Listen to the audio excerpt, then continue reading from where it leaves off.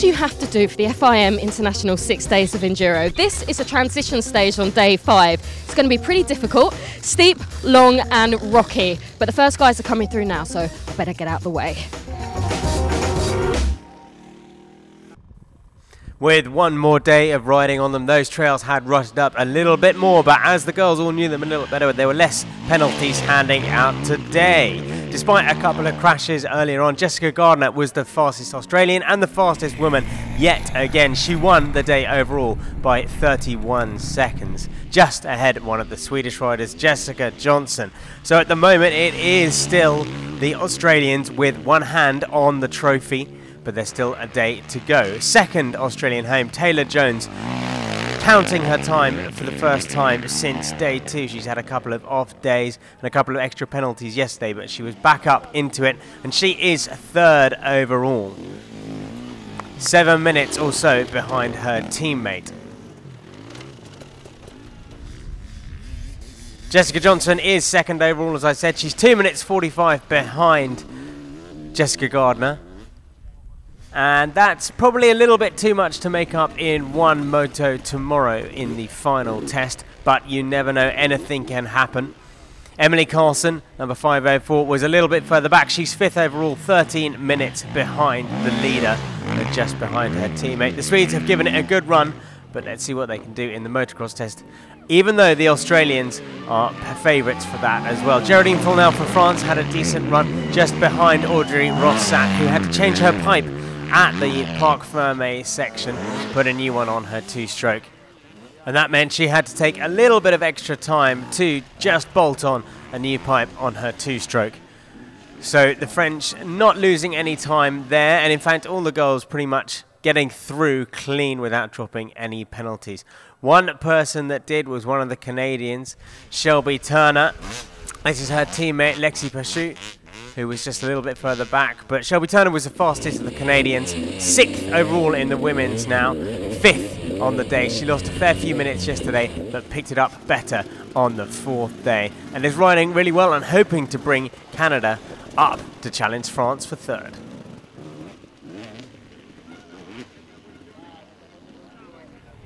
So let's hear it from one of our Canadian women, Shelby Turner. Yeah, yesterday I lost 6 minutes, kind of sucked. 3 of them I got lost on the road, which was really unfortunate. And then today I knew that the one section was going to be tight, so I tried to get through as fast as I could, and I think I missed my minute by about maybe 5 or 10 seconds. So I was a minute down, but I just tried not to crash in any tests today and just ride as smooth as I could, and hopefully my minute won't hurt me that much. So I was just riding, trying to stay on the wheels today. So with a 12-minute lead, it can still go wrong for Australia, but it looks like they got one hand on the trophy. Sweden and France still making up the podium. Let's move on to the Junior World Trophy, where France are having a little bit more luck, to say the least. It's still continuing to be a battle between Matthias Bellino and Loic Larrieux. This time it was Bellino who was just a little bit faster. The Enduro 3 rider just having a bit more pace and not having any problems that have niggled him throughout the week.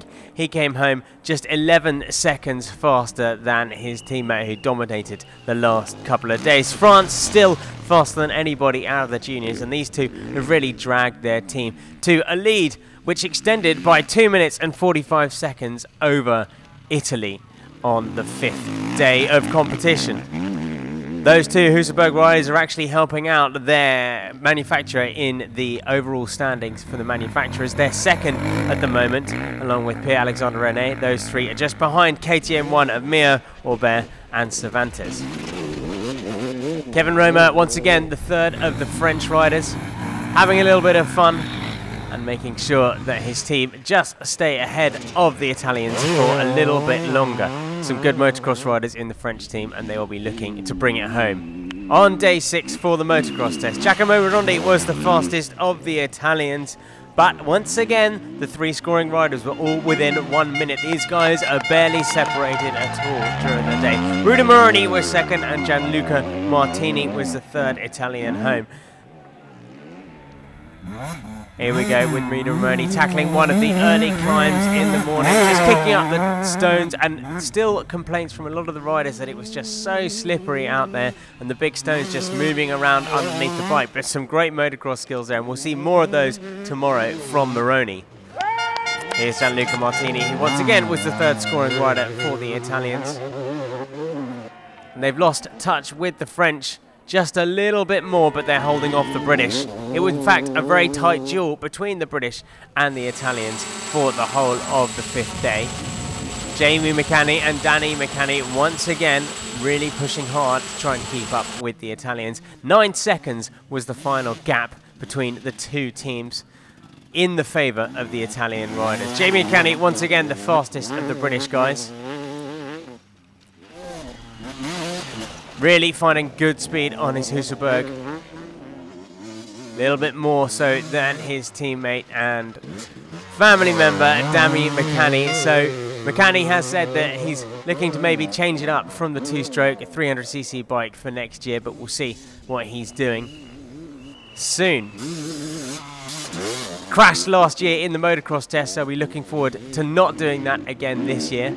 Another good ride for Caleb Russell. Despite suffering some suspension issues, he's had to switch out his forks for a stock set whilst he gets his factory set reworked ahead of the motocross test tomorrow. And a good ride for Sweden's Robert Kvarnström as well. He's closed a lot of gap. Let's hear what he had to say about day 5.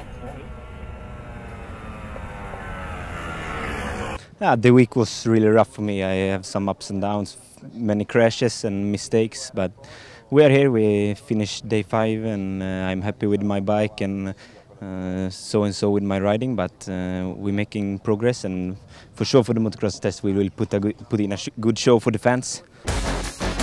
Sweden have moved up to 5th overall in standings at the expense of Australia, who lost their fastest rider Thomas McCormack and have dropped down to 6th. France still lead the way.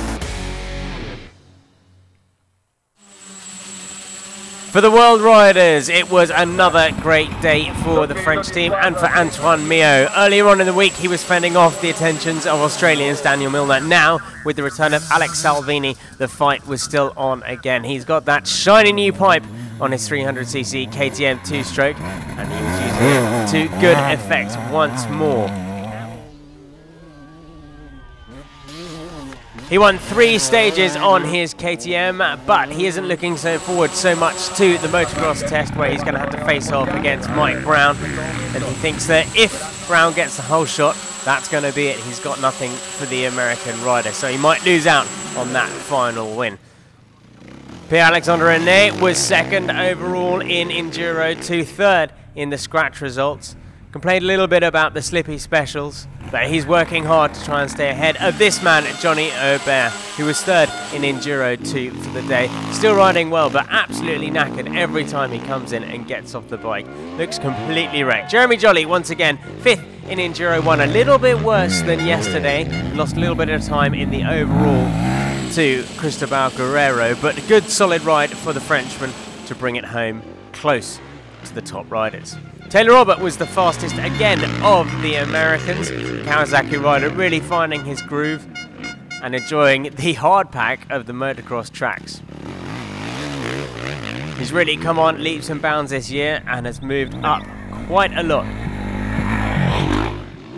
Michael Brown, the veteran, the senior as it were, of the American team, has had a series of clutch problems with his KTM, but actually it turned out that he was just experiencing some serious slip with the back tyre on with the clutch. He swapped it out 3 times, but it hasn't really been a problem with the clutch. It's the first time that he's ridden that 500cc KTM, but is getting on with it really well. One man who's finally started gelling with his bike, Thad Duval, finally got things together and has been riding how he wanted. Kurt Caselli, well, GoPro for a lot of the day.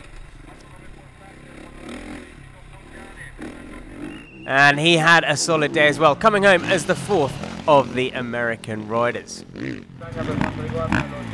On to Italy, and they have moved up to 3rd position at the expense of Australia. Alex Salvini was 2nd on the day. He won 2 tests, and he was the first Enduro 2 rider home. He did have a small crash in test 6. That is according to Antoine Mio, who says that's why he managed to catch the Italian and win the final test on the day. All the Italians are really pushing very hard to keep up and move onto that podium. And there's going to be some very satisfied people today going into the final stage with that podium within their hands. They pulled quite a gap on Australia, nearly 5 minutes, with some delays that happened for the Australian riders. Daniel Milner had a little bit of an incident where he managed to lose the front light off his bike for a little bit during one of the special tests, but that didn't hurt him too much. He won the first special test, but after that his speed slowed a little bit. He's still overall first in Enduro 2, but he was only 4th best today.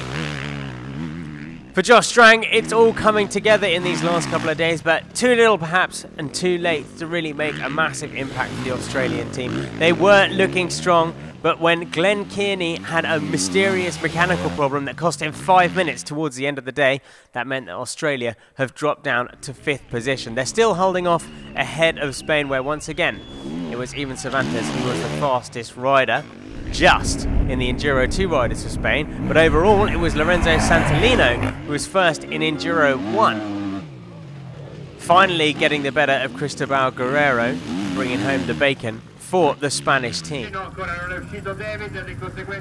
Notable mention has got to go to Igor Leok. He's only just stopped celebrating his 2nd place in the E3 World Championship, but he's had a good run out, 4th today, and always showboating for the fans. But let's hear from one of our fastest riders of the day, Daniel Milner from Australia. You know, it wasn't too bad of a day. I didn't crash all day, so that was a plus. The trail was definitely hard. It just kept getting rougher and rougher, and my arms just were going to give in by the end of the day. They were struggling a fair bit. But in the tests, yeah, I got through all clean. I don't think I was on the pace that I have been. Dropped off a little bit there with how tired I am and everything, but you know, it was a good day, so I can't complain.